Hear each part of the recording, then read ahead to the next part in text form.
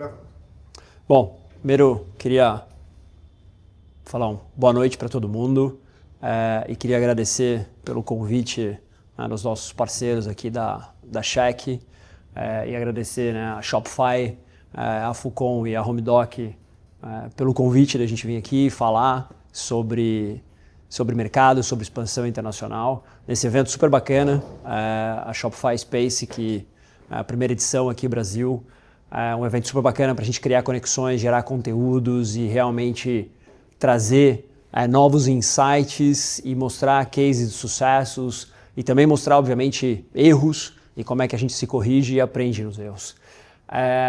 Agora, queria falar com vocês um tema que está bastante em alta e faço um parênteses aqui. Há umas 2 semanas atrás eu tive na Turquia num evento em Istambul que eu fui convidado ali para ser speaker no evento e eu diria que eu fiquei surpreso com 80% do conteúdo do evento se falava em cross-border, se falava em expansão internacional.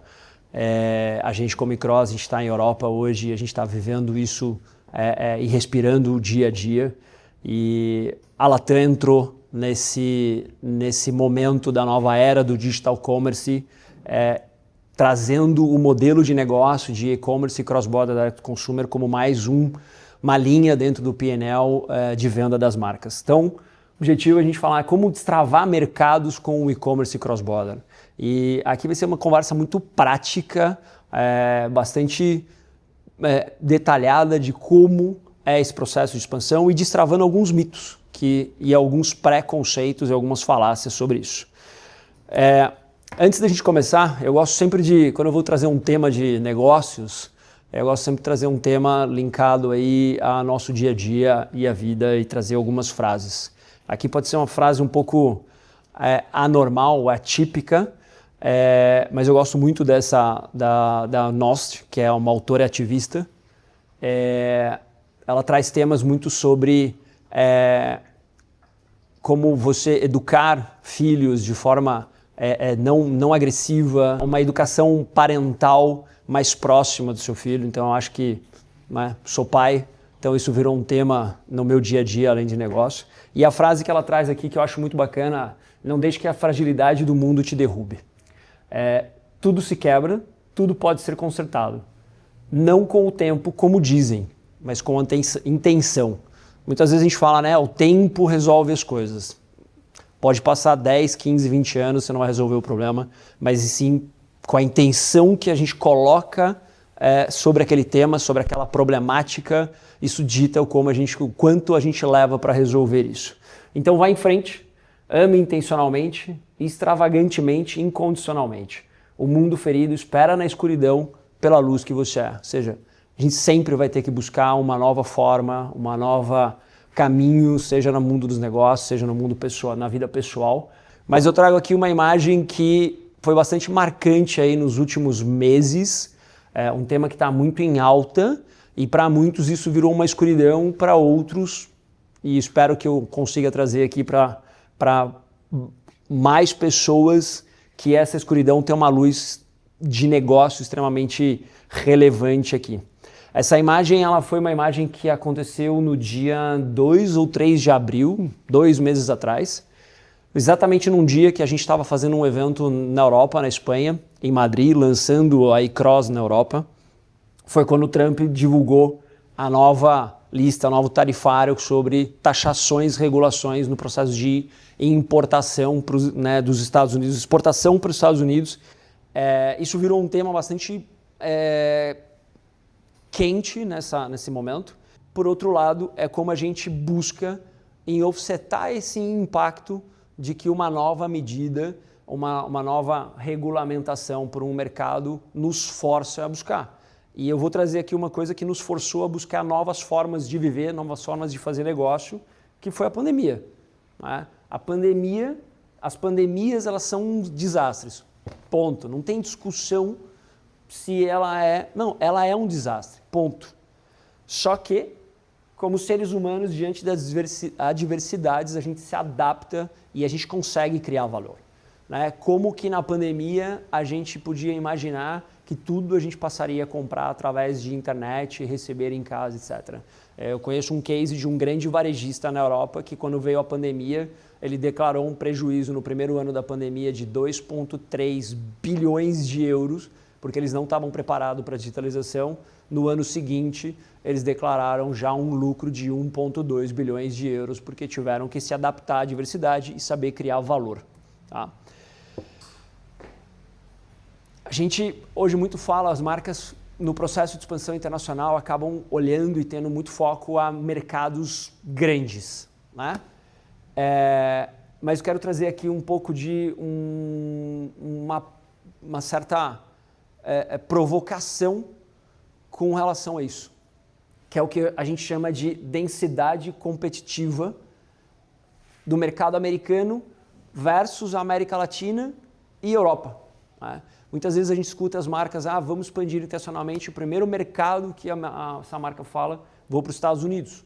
Claro, é o maior mercado, porém você não pode deixar de fora que hoje você já tem um maior mercado com diversos players nesse mesmo mercado, que é o que a gente está chamando de densidade competitiva. E a comparação que eu trago aqui é, olhando Europa, quantidade aí de habitantes, de GDP, comparando com América Latina e Caribe, e a hora que eu trago isso, Europa, qual é a quantidade populacional? E aqui eu tenho que multiplicar por milhões ainda, então estou falando de 449 milhões de habitantes e 18 trilhões de GDP. América Latina e Caribe, soma dessas duas, vejam que a gente tem a soma dessas duas, a Europa e a América Latina, em termos de, são 26 trilhões de PIB, aqui ficou faltando a unidade de medida aqui para a gente não ficar com trilhões aqui, mas falando de trilhões, comparado com o mercado americano, que é de 28 trilhões em questão de mercado interno bruto.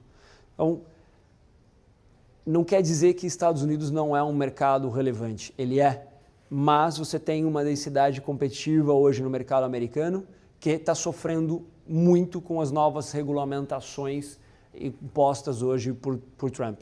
A gente, como eCross, tivemos clientes nossos que estavam no processo de expansão internacional para outros mercados, mas ainda a passos um pouco mais tímidos, e no momento que os Estados Unidos veio com todas essas regulações, viram as suas vendas despencarem, praticamente como aconteceu com a pandemia, e saíram em busca dos outros mercados. Então, a mensagem que eu deixo aqui, dentro dessa provocação da densidade competitiva, é diversifique.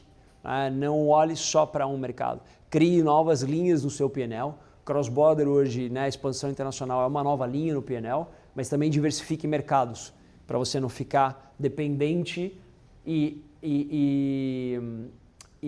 avesso a uma densidade competitiva e a normas que podem acontecer, a mudanças regulatórias, pode trazer um impacto significativo no negócio. Mas vamos lá. O que a gente está falando, de tamanho de mercado? A gente sempre fala, essa demanda e o desejo, ele já existe. Então, quando eu olho aqui para um mercado um mercado norte-americano, e aqui eu vou falar, dando um zoom, um zoom in aqui em cross-border, eu estou falando que o mercado americano ele é um mercado que hoje tem um tamanho de mercado de produtos cross-border de uma ordem de quase 800 bilhões de dólares. Onde, obviamente, Estados Unidos, aqui eu estou falando de North America, onde Estados Unidos é 86% disso e Canadá 14%. Olho uma Europa, eu falo aí na ordem de um pouco mais de 650 bilhões, puxado por Alemanha, UK, França e Itália, são os destaques aqui. Depois isso se divide em vários outros mercados que fazem parte da União Europeia. E falando de América Latina, e aqui a gente está falando de México até Uruguai, Chile ali embaixo, a gente está falando de um mercado de 220 bilhões de dólares. Obviamente, não se comparam em termos de tamanho de mercado, porém, aqui tem alguns dados super relevantes que nos força a pensar e olhar com mais atenção ao mercado da América Latina. Porque eu estou falando que é um mercado que está crescendo na casa dos 44%, média, ano a ano, desde 2022 até 2027. Tá? enquanto os outros mercados já estão crescendo a uma taxa de menos de 2 dígitos, ou seja, eu tenho um mercado como a Europa, está crescendo na ordem de 5%, um mercado europeu 7%. E aqui eu não trago Ásia, mas a Ásia no último ano mostrou um decréscimo de crescimento em vendas e-commerce e cross-border no último ano comparado 24 comparado com 23. Tá? Ou seja, é relevante, é expressivo uma taxa de 44% de crescimento mercadológico. Significa que se você só entrar e não fizer nada, organicamente você cresceria 44%. E um outro dado que não está nesse slide, mas é importante mencionar que já em Europa e Estados Unidos, cross-border hoje representa na ordem dos 28% a 34% do GMV via e-commerce, de 28% a 34% é um produto internacional, é cross-border. Enquanto eu olho na América Latina, a média está em 6%, 7%. Então, ou seja, ainda a gente tem um gap de crescimento, uma oportunidade de crescimento aqui não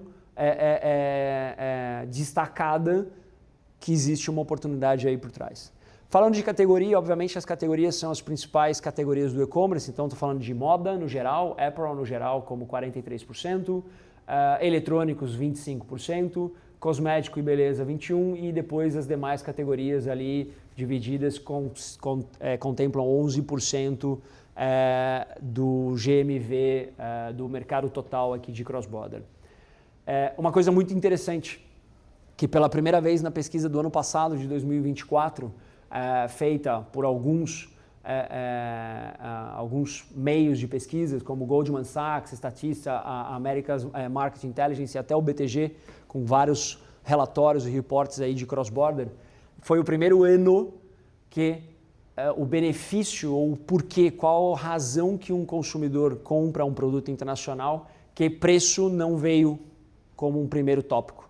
Ele hoje se destaca no terceiro tópico, porém o primeiro é os consumidores latino-americanos estão procurando por ter mais seleções de produto, mais disponibilidade de produto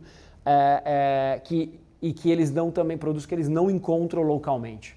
Aqui, como latino-americano, a gente pode fazer menção de várias marcas, né? Hoje, a gente não tem uma Victoria's Secret hoje no Brasil, na América Latina, a gente não tem uma Lululemon. Fora as marcas latino-americanas que não estão hoje em Europa, por exemplo, ou Estados Unidos, e a gente tem uma série de exemplos aqui. Aí eu entro aqui um pouco numa sessão de grandes perguntas que sempre fazem para a gente em torno do tema, né, cross-border. A primeira coisa que sempre falam é, mas Rafael, o que é a iCross quando a gente começa a falar de cross-border? Muitos perguntam, mas a iCross é um dropshipper? A iCross é um seller?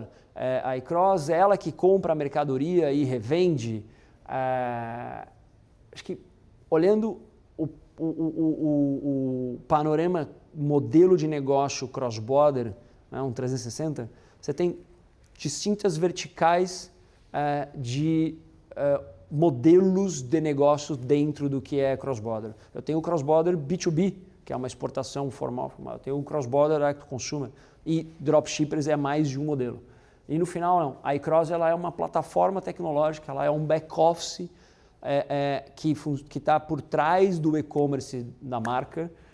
E obviamente eu vou entrar um pouco mais no detalhe aqui hoje da nossa funcionalidade com o nosso aplicativo em Shopify e os seus benefícios, as suas vantagens. Mas é uma plataforma tecnológica que embarca toda a logística internacional, todo o modelo financeiro, todo o processo financeiro que é exigido para essa operação acontecer de forma fluida, de forma simples e cumprindo com os regulatórios internacionais, aduaneiro, bancos centrais, e uma plataforma comercial de venda, porque no final do dia a gente conecta a marca com distintos canais de vendas, tá? Ou seja, que permite a marca expandir-se internacionalmente através não só do seu próprio e-commerce, numa plataforma Shopify, seja um Advance, seja um plano Plus, mas também através de marketplaces, que isso foi uma das verticais que a gente se especializou em desenvolver a nossa solução aqui. Mas como é que é essa experiência para o consumidor?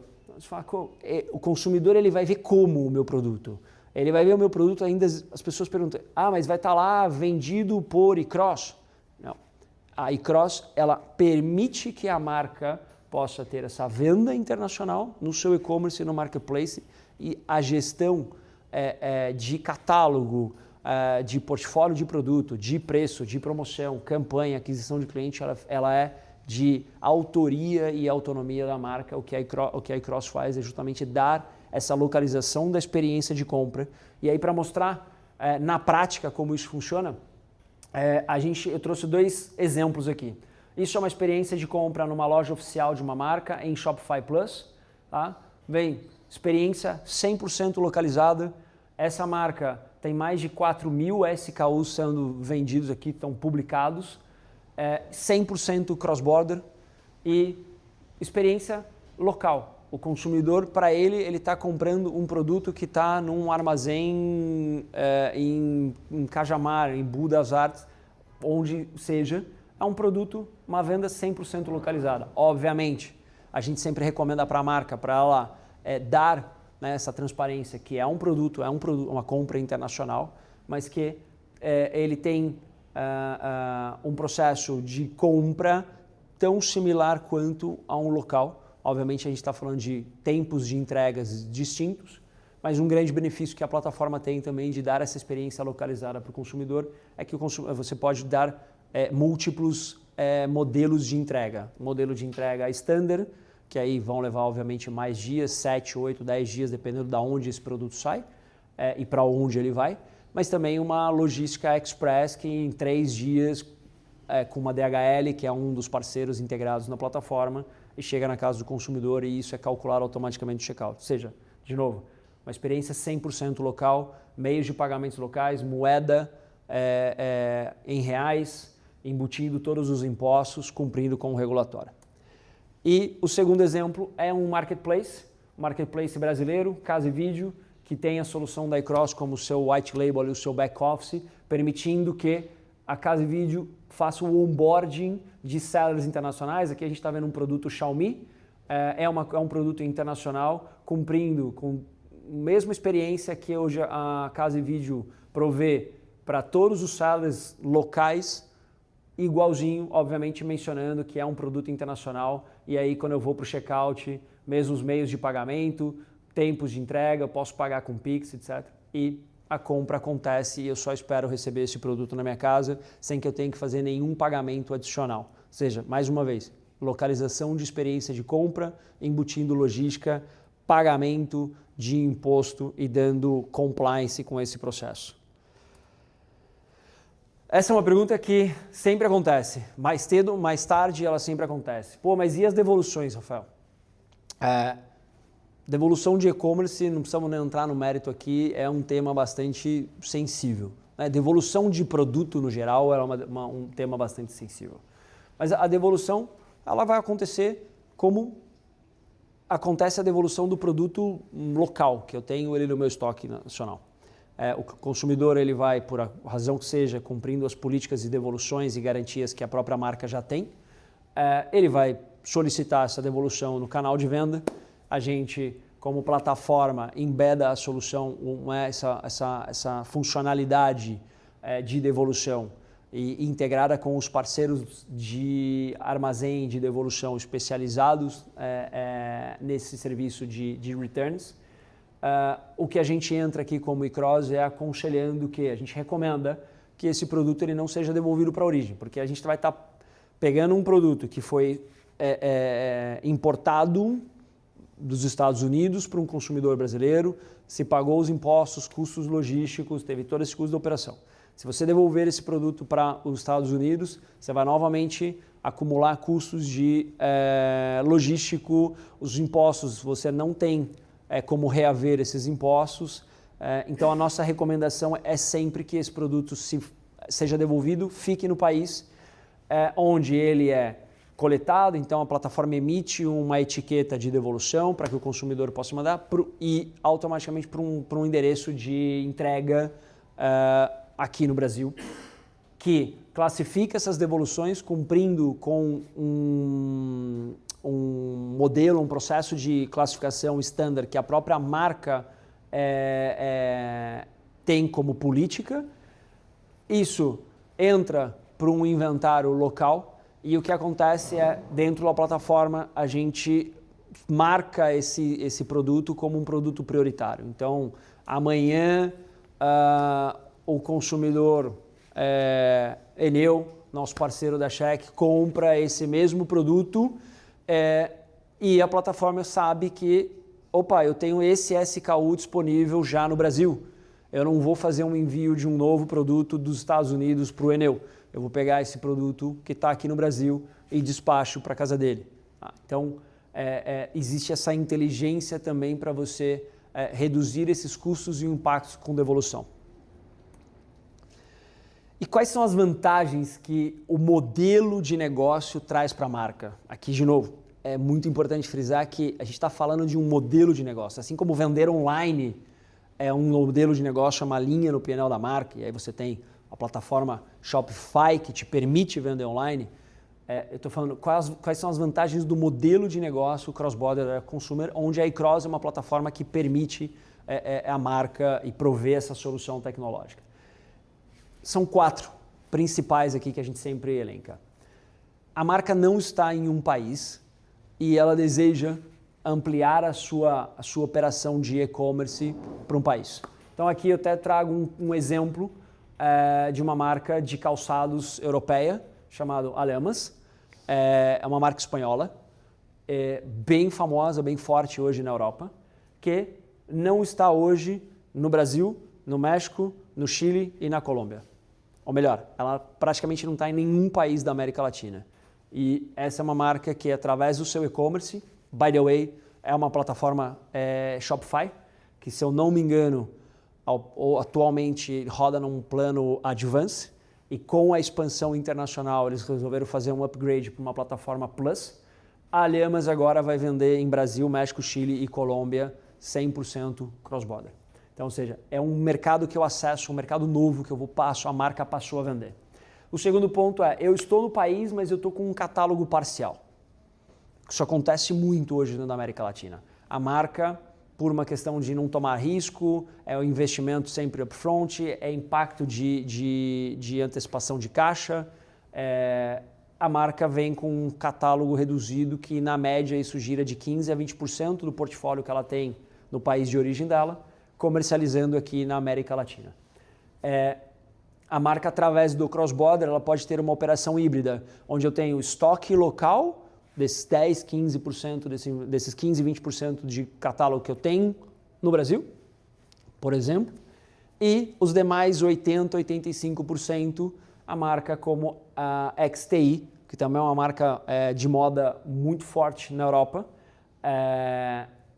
pode ampliar esse seu catálogo sem qualquer envio adicional de estoque, aumentar o risco dela, antes dela entender também curva de demanda. Então eu amplio o meu catálogo. Isso melhora a LTV, você reduz custos de aquisição, você aumenta o ticket médio, né, do carrinho e você fideliza mais o seu consumidor, porque obviamente aqui não vou entrar no mérito de quanto está aumentando o custo de aquisição de cliente. Então, eu já tenho um cliente da marca que ele só pode comprar um determinado portfólio de produto, por que não, através do cross-border, abrir todo o seu catálogo para esse cliente? O terceiro exemplo aqui é a marca está no país, só que ela tem um estoque limitado, que é o caso da marca Birkenstock, que todo mundo aqui conhece.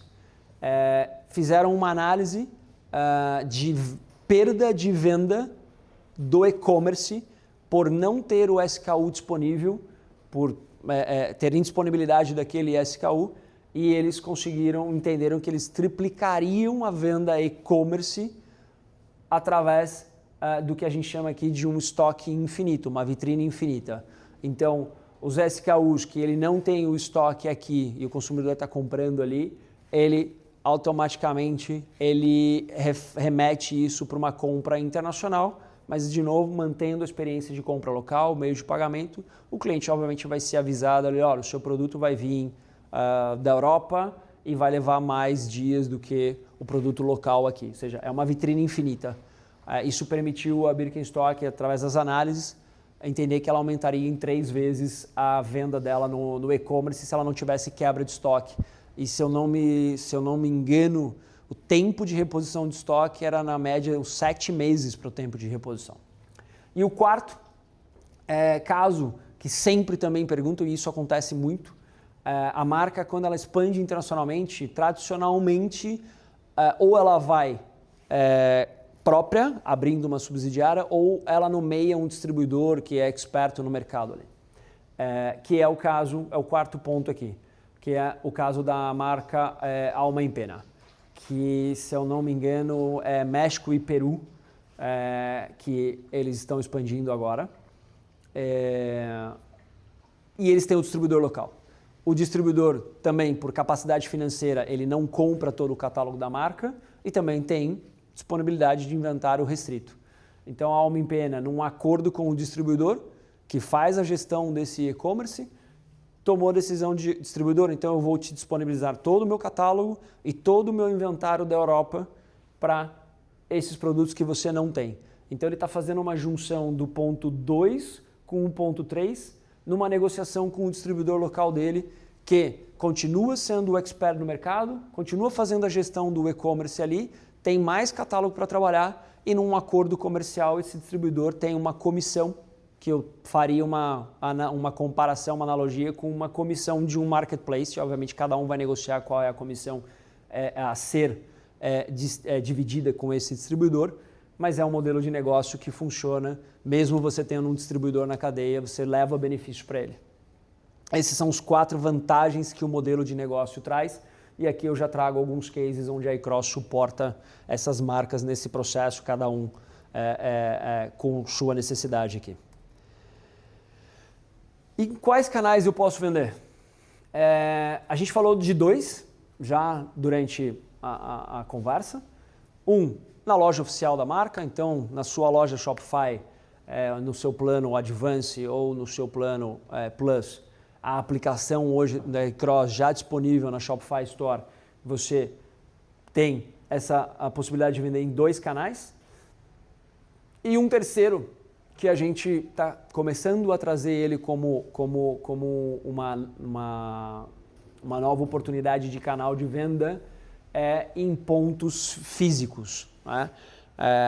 A marca ela pode investir em criar um showroom, uma pop-up store, dentro de um centro comercial ou com um distribuidor, pôr o produto, né? Como a gente está vendo aqui no Shopify Space, vários produtos de parceiros, patrocinadores expostos, onde o cliente ele vai poder ir lá, ele vai poder tocar, experimentar o produto e nessa pop-up store, nesse showroom, ele tem uma compra assistida ali, o cliente compra no e-commerce, já paga e vai receber na casa dele numa compra cross-border.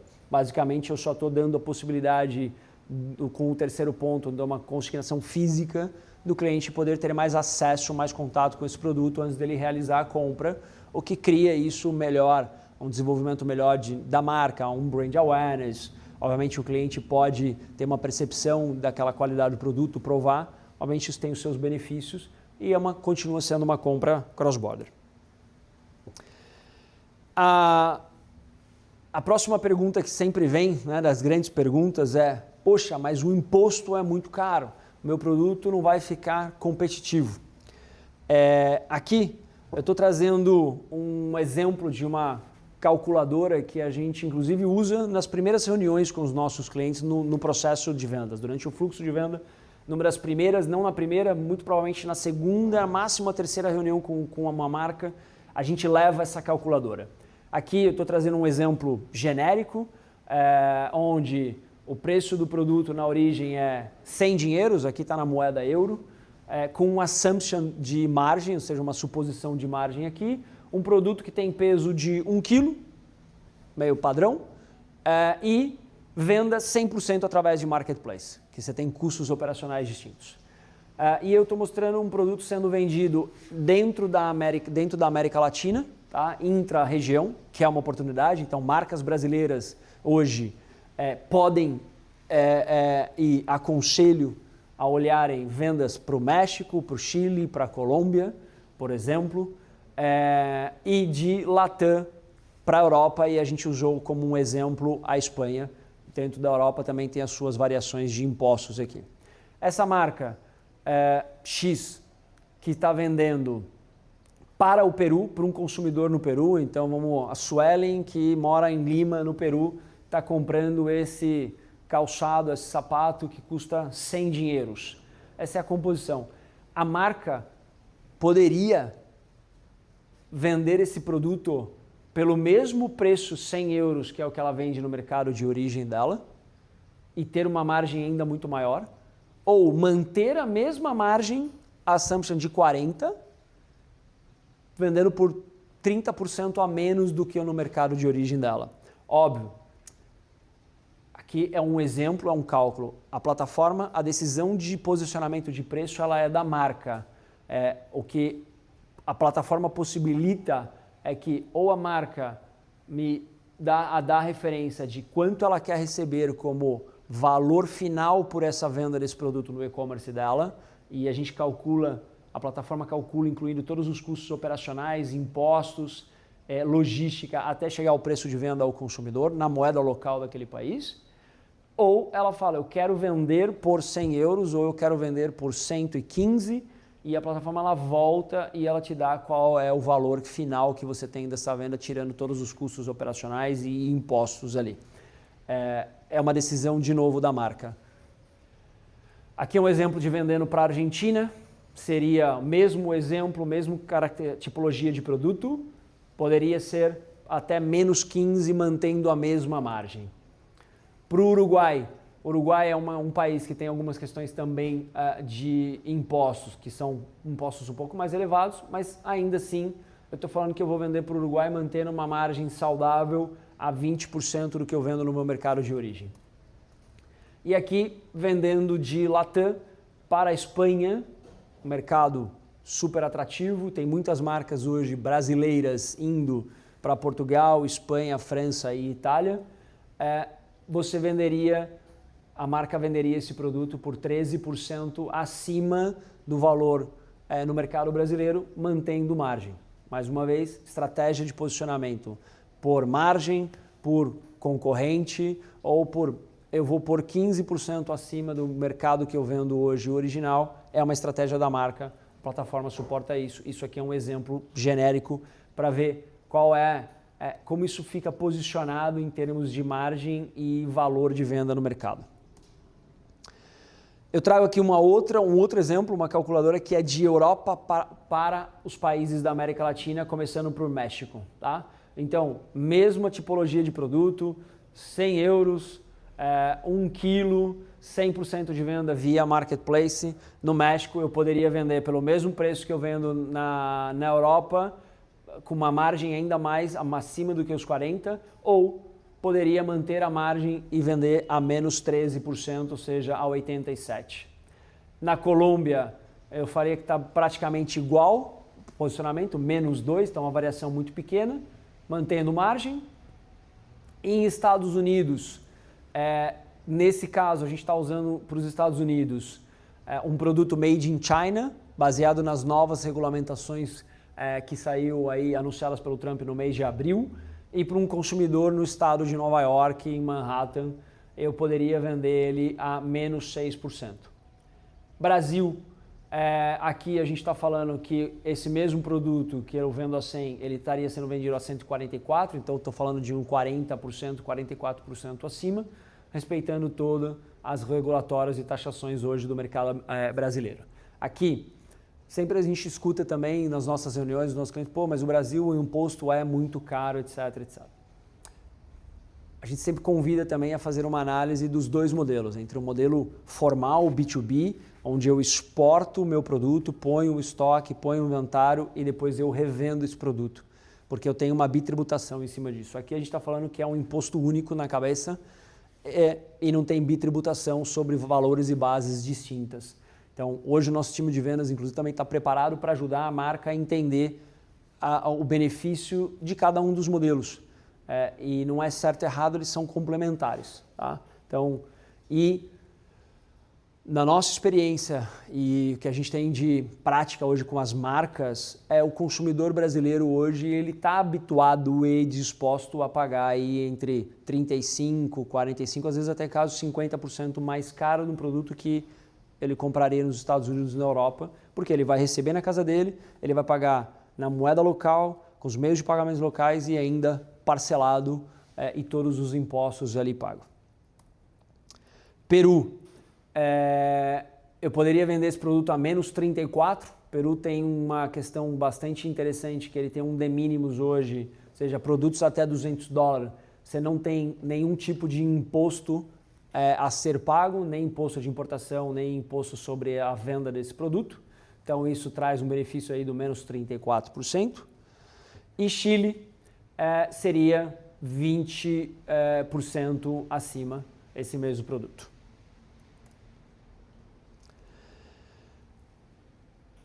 Aqui eu trago um destaque para dois fluxos para o modelo de operação cross-border direct consumer, que são dois fluxos importantes. Tem um terceiro que a gente vai deixar para uma próxima evento Shopify Space e evento com o nosso parceiro Check, que é o fluxo de returns. Acho que os principais aqui é o fluxo logístico e o fluxo financeiro dessa operação cross-border. Vamos lá. Esse é um fluxo logístico / geração de order. Então eu tenho lá na base aqui o consumidor, ele entra no canal de vendas, vamos supor, no México, ele faz a compra dele normal, escolhe o carrinho, PDP, joga os produtos para o carrinho, faz o pagamento do checkout.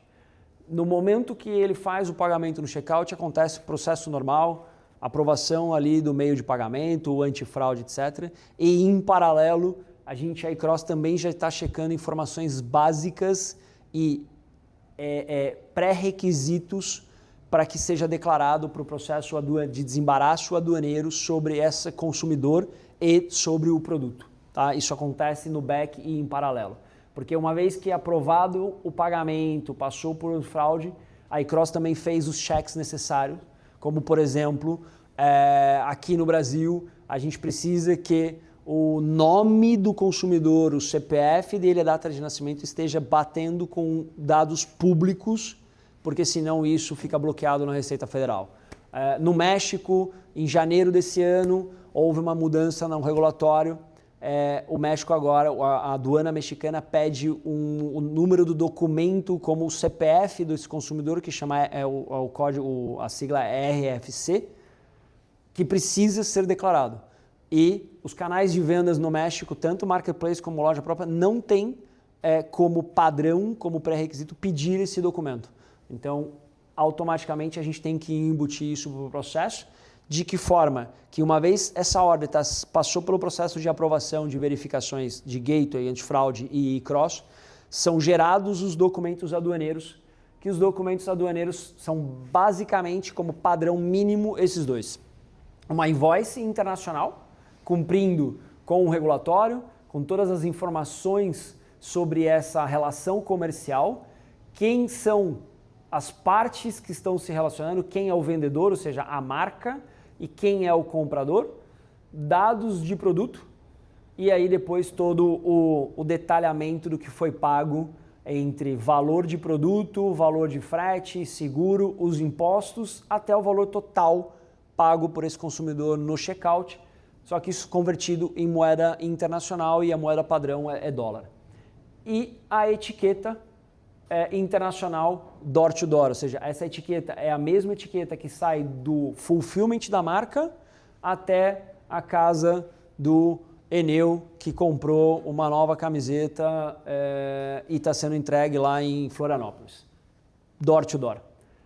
Esses são os dois documentos básicos. Tem categorias de produtos que exigem alguns documentos adicionais, mas isso tudo faz parte ali da configuração dentro do core da plataforma, que é o que a gente chama o módulo de Risk Management Regulation, baseado na categoria, no HS Code do produto, e sabe se tem alguns documentos adicionais que precisam ser emitidos e fazer parte do processo de venda. Uma vez esses documentos gerados, a marca recebe isso no ERP, no sistema dela de no armazém, no fulfillment dela lá fora, para ela iniciar o processo normal, padrão de pick and packing, deixar essa ordem pronta para que um operador logístico designado que vai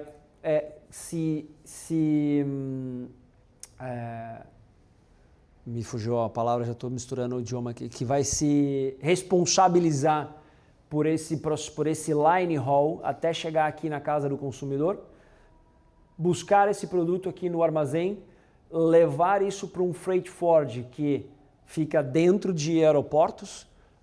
Então aqui no Brasil hoje você tem Guarulhos é o principal, hoje já também existe bastante operação dentro de Viracopos, Recife e Brasília, e aí Europa, Estados Unidos tem vários. Os Estados Unidos está falando de Nova York, Los Angeles e Miami, enfim. Esse freight forward ele é responsável por consolidar todos esses produtos, incluir algumas informações, como principalmente o conhecimento aéreo, ou seja, qual é o avião que esses produtos vão entrar. Uma vez essas informações adicionadas, esse pacote de dados ele é enviado para a aduana do país que esse produto está sendo enviado. Esse declarado, a gente chama isso de um pré-clearance. A aduana emite o conhecimento, né, o documento de conhecimento de pagamento, né, dos impostos a serem pagos, cada um com o seu regulatório. A gente reconhece essa requisição de pagamento, processa ela, paga ela e devolve para a aduana.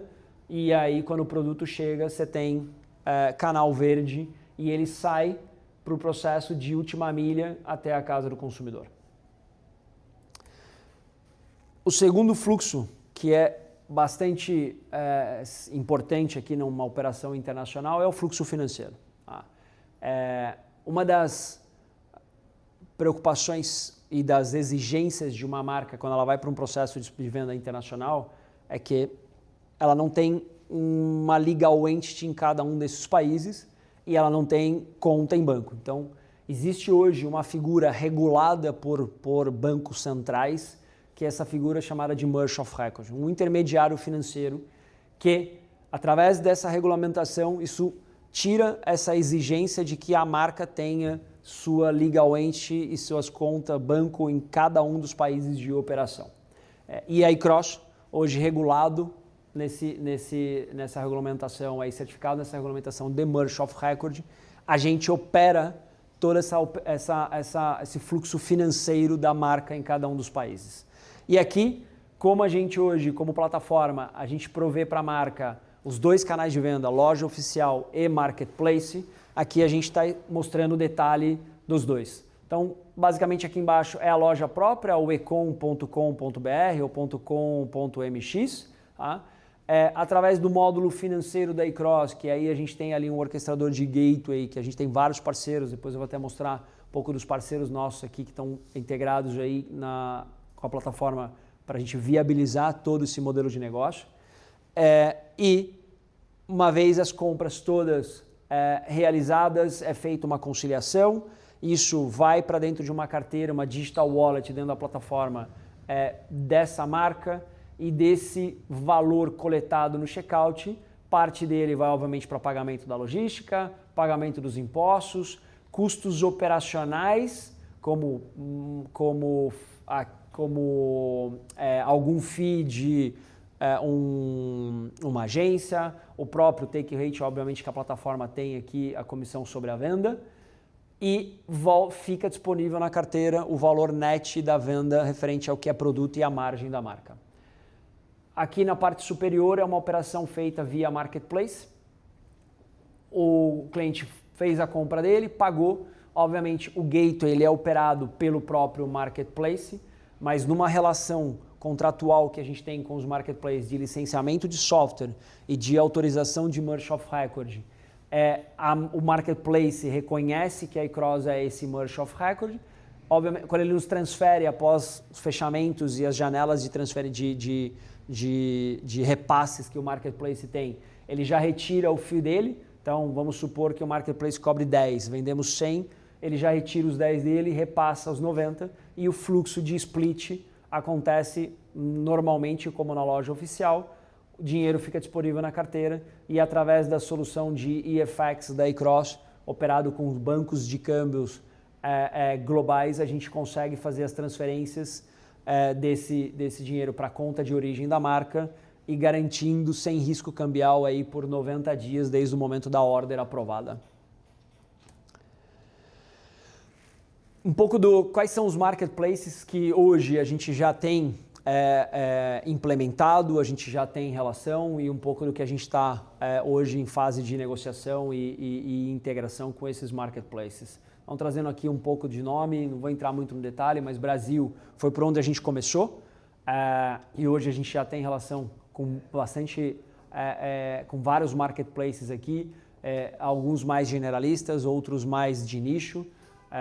Então, Netshoes, Privalha, Casa e Vídeo, que eu até mostrei o exemplo ali, Zattini, Ferreira Costa e uma série deles ali em processo de negociação e integração que a gente vem evoluindo isso mês a mês. México, a gente tem hoje já Total Play ali, Shop, que é uma das top 3 telecoms ali, Liverpool saindo do forno, tá quase, e vários outros aqui em negociação. Chile, Peru e Colômbia são os mercados que hoje a gente está atacando como habilitar novos canais de venda através de marketplaces locais e marketplaces de nicho. Obviamente, a plataforma, né, com a nossa arquitetura, ela necessita de um ecossistema de parceiros que agregam seus serviços, suas soluções ali para que a gente possa trazer essa solução ponta a ponta, fluida. Aqui eu trago alguns nomes aqui, operadores logísticos, operadores de fulfillment, gateways de pagamento, bancos de câmbio, plataformas que a gente está integrado aqui, Shopify, a gente tem o nosso app público ali dentro da Shopify Store, Seller Centers por muitos dos marketplaces, os nossos parceiros de implementação, enfim. Esse é um pouco do ecossistema de parceiro que hoje a gente tem em relação e integração com a plataforma, provendo toda esse modelo de negócio e a gente vem ampliando cada vez mais isso. Bom, indo para uma fase final aqui e mais prática, como eu comentei, era trazer um pouco sobre uma provocação sobre o modelo de negócio, sobre olhar para essa nova era do digital como também não só fontes de oportunidades, mas também como fonte de evitar risco com todas as mudanças hoje mercadológicas e diversificar. E a gente trouxe muitas dúvidas, perguntas, as principais, mas a ideia era trazer uma coisa aqui bem prática e que as marcas, os heads de e-commerce, os diretores comerciais, enfim, pudessem falar, opa, se eu quiser ir para o cross-border então, como é que, qual é a próxima etapa? E aí, para a gente ir numa situação, num contexto prático, aqui eu deixo um QR Code para que vocês possam escanear esse QR Code. É um formulário bem rápido, simples ali de preencher, 30 segundos, com algumas perguntas diretas, para a gente conhecer mais sobre a marca, sobre vocês. Por quê?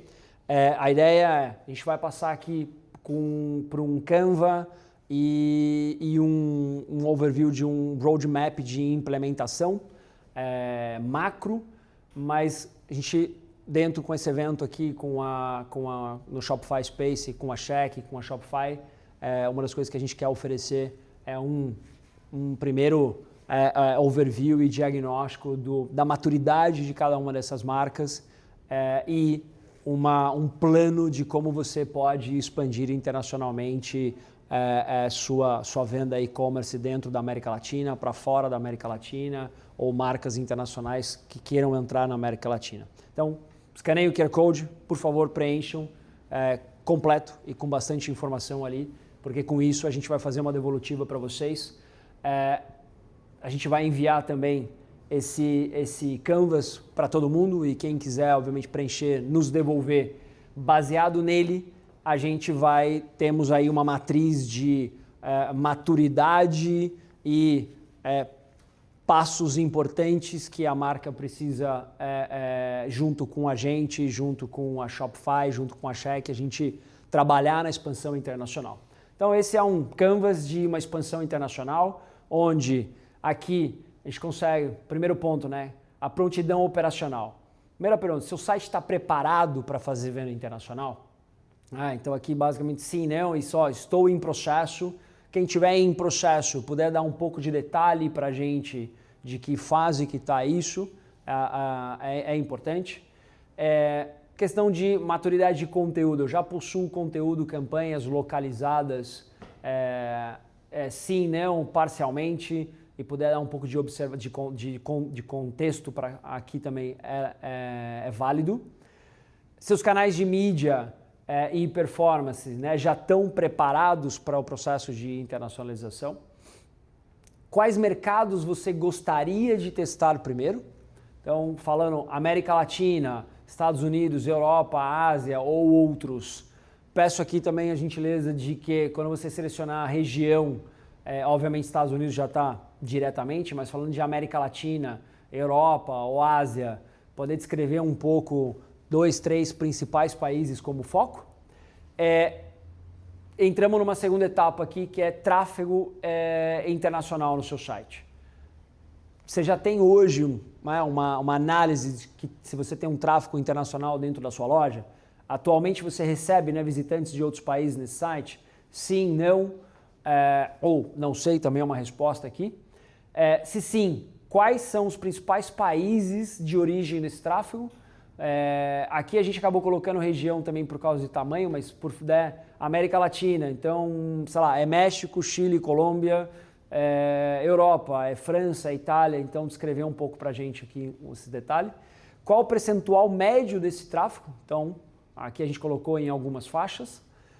Você já analisou se esses visitantes internacionais avançam no funil, no carrinho, no checkout, ou seja, até onde ele vai, onde ele para? Porque a loja está em inglês, ele não sai ali da PDP ou da página principal, porque ele não consegue entender conversão de medida, ou ele vai para o checkout, mas ele não encontra os meios de pagamento que ele tem hoje condição de fazer, ou que ele está habituado ao meio de pagamento local. Então, para a gente entender até onde ele vai nesse funil de compra e quais estão sendo as barreiras para aumentar, melhorar essa conversão. Produto. Super importante essa informação para a gente, ticket médio, dimensão de embalagem, peso e aonde está o estoque desse produto. Aqui eu faço um highlight que aqui dá para a gente médio, então qual o seu ticket médio, dimensão média das embalagens e peso médio, porque através dessa informação a gente também vai conseguir te mandar aquela calculadora, os exemplos que a gente mostrou aqui agora, para uma primeira análise, como um primeiro overview. Logística e estoque, onde está localizado hoje o seu estoque, se ele é local, se você tem um estoque hoje regional, por exemplo, do Brasil já atendo outros países, ou já é um estoque global, um único, e se ele está preparado para lidar com devoluções internacionais e atendimento de prazos de entrega cross-border. Quinto, sinais aqui de redes sociais, né? Perguntam se você entrega em outros países. Muitas vezes a gente vê ali, essa aqui é uma pergunta super interessante. A gente sempre hoje, mesmo qualquer lugar que a gente está, a gente acaba recebendo uma mídia no Instagram, no Facebook, de uma marca que não está aqui. Ou a mídia está totalmente em inglês, você vai, eu quero comprar. Tento comprar, cara, ou o site não me permite comprar, ou eu não consigo ter uma experiência de compra localizada. Então, aqui, e muitos acabam fazendo perguntas ali na rede social. Então, mais um ponto aqui para a gente entender a maturidade e também qual o desejo da marca. Leads internacionais, você já recebeu aí pedidos direto via e-mail, via WhatsApp ou DM de um cliente fora? Sim, não, eventualmente aqui a gente colocar um pouco de exemplo, porque isso também dá base para a questão dos países. Maturidades e expectativas. Quais são as suas principais motivações para você vender cross-border? Aqui eu vou fazer menção ao meu primeiro slide, que é a questão de qual é quanto de intenção, né, se coloca, porque vender em outro país e começar uma operação cross-border, ela precisa do seu investimento de tempo. Não é algo, vou testar. Testar acho que precisa ter uma intenção aqui, então entender qual de fato são as suas motivações para vender. É crescer receita, é validação de um novo mercado, é posicionamento global, é diversificação de risco. Qual é a intenção que está por trás disso?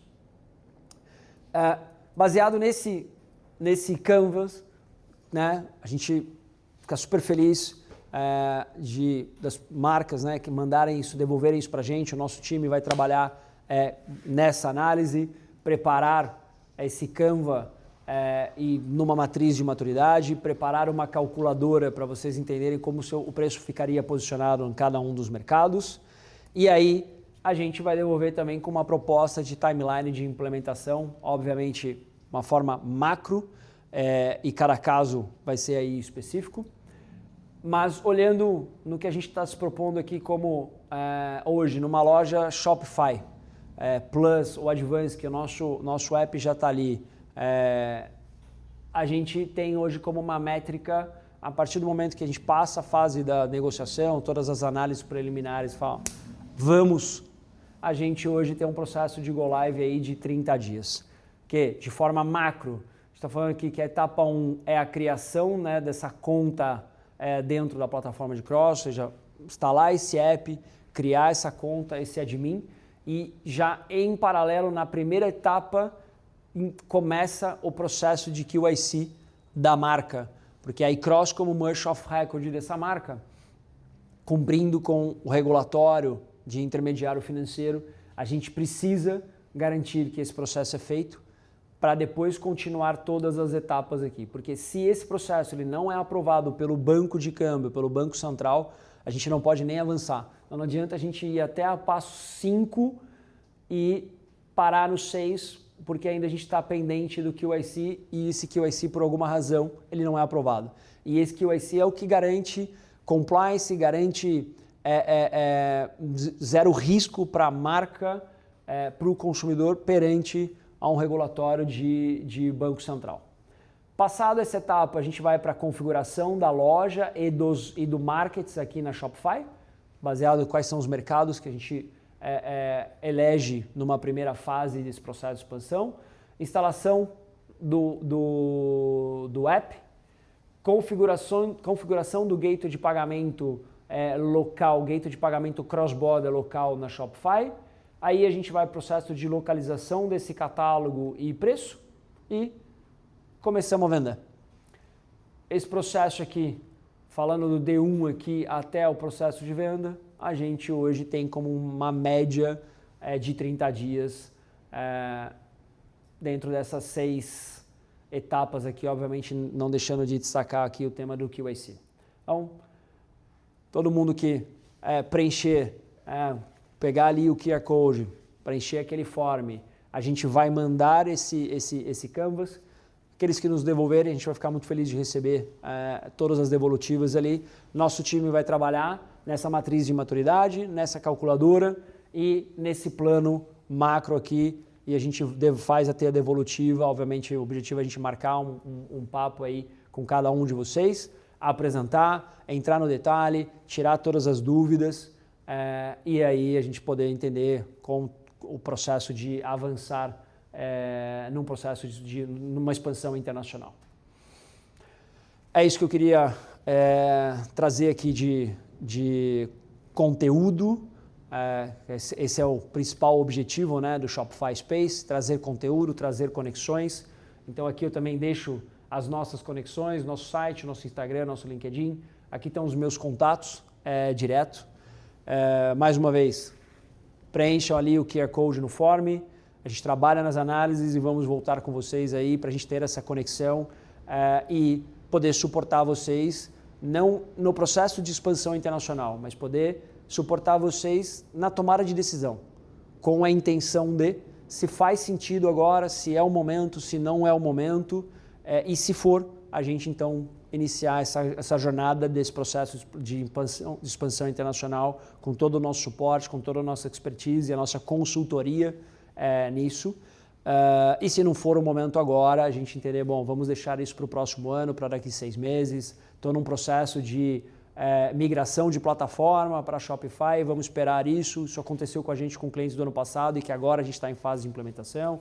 Vou fazer um upgrade de Advanced para Plus, para a gente entender qual é o momento exato para a gente dar esse start aí nesse projeto de expansão internacional, que mais uma vez, na nova era do digital, cross-border, sim ou sim, é a nossa recomendação, precisa ser uma nova linha no P&L de cada uma das marcas aí, tá bom?